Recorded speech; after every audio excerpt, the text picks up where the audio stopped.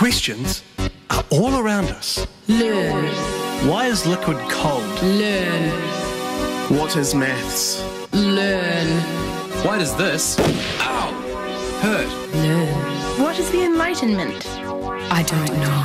And now, thanks to the University of Auckland, it's time to ready, steady, learn! Just waiting for the selfies all to be taken. Here we go. Hi everybody, welcome, please welcome to the studio Haimo, Zhang and Denys, Matthies. How you going, guys? Fine, thanks. Okay, all right. Okay, so you guys are from the Augmented Human Lab in Auckland's Bioengineering Institute here at the University of Auckland. It is a Augmented Human Lab. What the dickens is that for a start? You research fellows, you? So actually the name Augmented Human was created in the 60s by Douglas Engelbart, and it is about how can we expand the capabilities of men, and we do this while applying sensors and actuators to the human body. So just to recap, extend the abilities of the human race using bits and bobs. This is I come from a generation of Steve Austin, Colonel Steve Austin, a man barely alive, the $6 million man. They rebuilt him using bionic stuff. Are we at that stage? Are we ready to go now on that?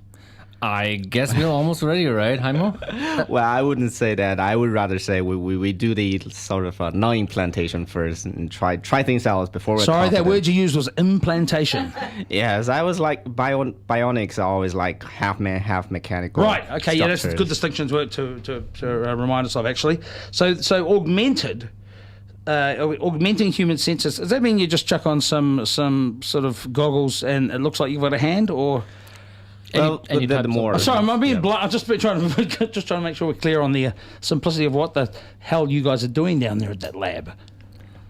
Well, we do kind of different Suspicious things. Pause there for a second. Yes. For me, I'm looking at extending human senses. Say we can look at things, but we only look at visible light. So basically, anyway from red to sort of blue and violet. Shut up. Think about That's it. awesome. So you mean like an infrared, like you could, the same way you get those cameras that can look at stuff and you can think see about you can look at infrared light. Yeah, that sort of thing. For Denys, it's a different thing. I'll let him explain. Yeah, I'm more like interested in attaching sensor to our limbs, for example, in order to expand the capabilities, how we interact with our environment, because we're more than just eyes and a finger. So we have like legs, arms, and feet, and in particular our feet, they're kind of rich in information. I'm trying to exploit that and make use of it. That is not the first I've heard that the foot is rich in information. No, that's a good point. Because we spend a lot of time just balancing on them, but we don't realise that, like, I've got little boys too, and he everything that he sees, he does a foot check first. He'll go, oh, that's interesting. I just run my foot over it, see what it's like there, and then he's into it. You know, it's like he's obviously testing it with his foot. Have we forgotten? We're so worried about getting from A to B that we've forgotten that our foot is a very sensitive area. Exactly, it is. Most of the time, actually, we're doing, let's say, foot gestures and without recognizing it, and then we actually can have a look. Oh my God! Sarah's just pointing down at me as I'm gently pointing my toe in a kind of unusual way, actually, right there. Maybe you're excited. I think I'm. Is that what about? Yeah. Exactly. Shut up, God! You're excited. Anyway, so we're let's just this is really cool. This is cool. How do you sort of? So I'll go back to you, Haimo, for a second. You're talking about extending the senses. Are there any senses that are? I know smells are very. I'm a big fan of perfumes and stuff like that, and scent. That you can. Can you enrich my sense of smell? Is that something that's worth doing? Is it like... It's worth doing. I haven't done into sense of smell yet, but I've read about it. It's like there are several sort of basic elements of smells, but they're way more than taste. So why don't we start with taste? So, but do we need to extend our sense of taste?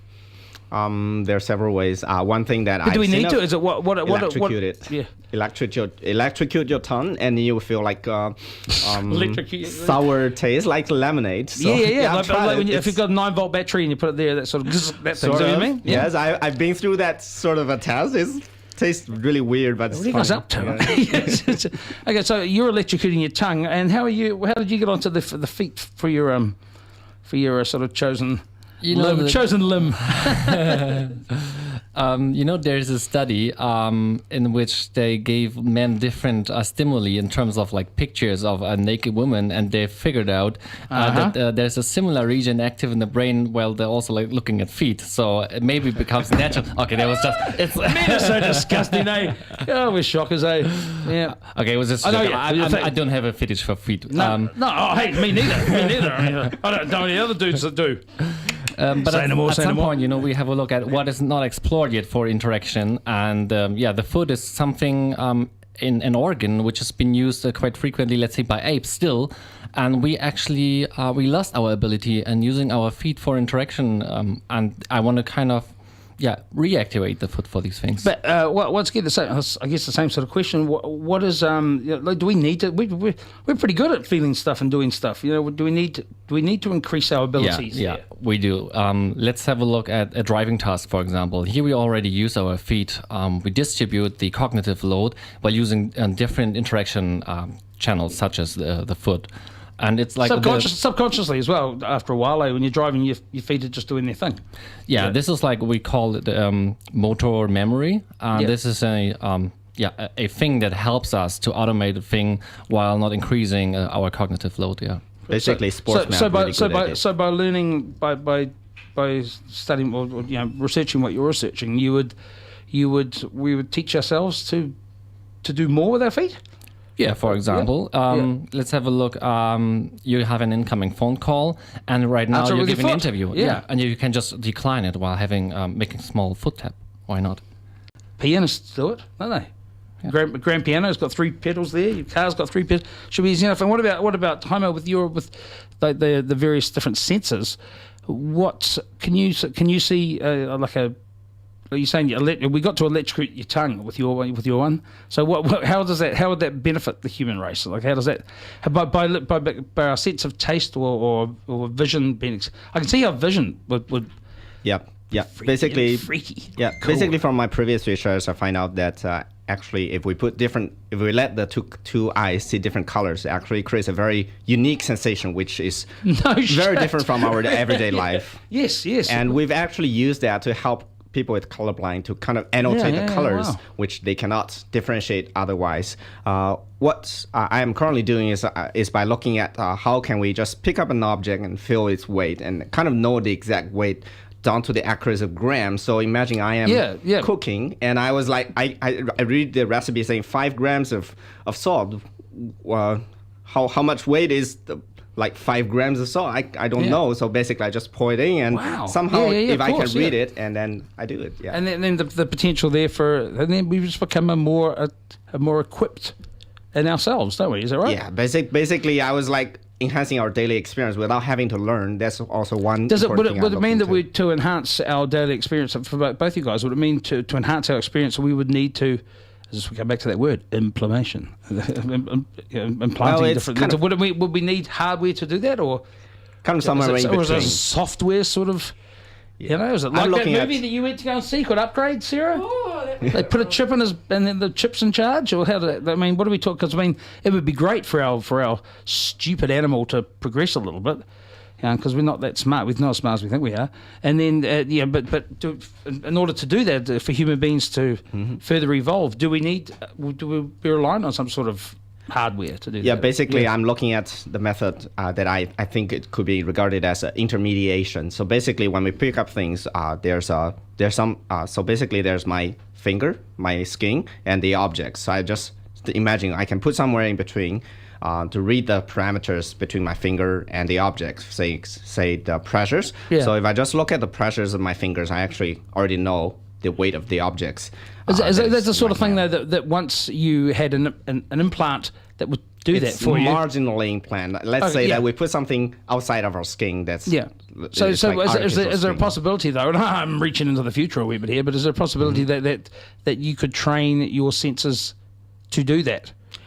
And soon it would just be part of the human animal. Does that make sense? We will definitely train our senses to do that, and we will use technology to support this. And to answer your question before, I think augmenting our senses and our capabilities has always been a wish of humanity. And let's have a look at apes. What did they do? They took a stick in order to reach the tree, to kick the apple out from the branch, And we're doing the same thing, we're expanding our capabilities with new technology, not with a stick, but maybe with some sensors, with an insole, for example, or like an earpiece, whatever. It can be an implant, can be a wearable.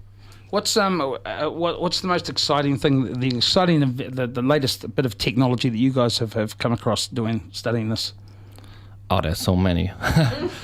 At the University of Auckland, we're having a great variety of projects. For example, we have these apps trying to increase or decrease memory lapses. There's a student of yours, Haimo. Yes, that's right. Do you want to elaborate on this one? For the memory project, you've got a student who is trying to decrease his memory lapses. Sort of help you. Get it together. Yeah, sorry. Sort of, it's like a reminder in your brain. So basically, that's what she does every like day. A notification. Ding. Yes. Sort of thing. Yeah. Every day we need our phone. Without the phone, we don't even know what's up next in our agenda. No, what a bunch of losers we are. Right? We're just spoiled by technology. Yeah. But in general, she's trying to create an app that helps us to train the inner ability of ourselves to kind of remember things almost automatically like that. Wow. And then just recalls what to do next. Can you guys just come up every day and just do a little update for us? Sure. That'd be really cool. Yeah, and another project actually to continue here. So not just augmenting our brain and cognitive abilities is an interesting thing. Also, there is one student using an intraoral interface, putting in your mouth, using your tongue for interaction. So we can also use using your tongue for interaction. Exactly.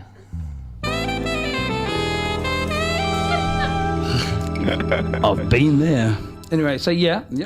Yeah, feet and tongue interaction. Yeah, I know, but you don't have a foot fetish. You're saying. Yeah. So yeah, they're using tongue for interaction and to do what? Like.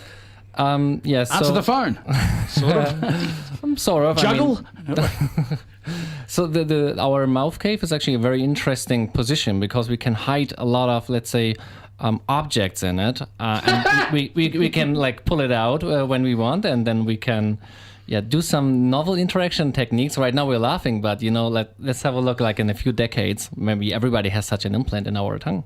Oh my God, this is awesome. I'm sorry we've run out of time, guys. Thank you, Haimo. Thank you, Denys. But that's amazing. These guys are both research fellows in the Augmented Human Lab in Auckland's Bioengineering Institute at the University of Auckland. Thanks for coming in to Ready Steady Learn. Come in and tell us more about this all the time. Sure. Seriously, I'm serious. Thank you very much indeed, gentlemen. Yep. That was Ready Steady Learn. Thanks to the University of Auckland, the best university.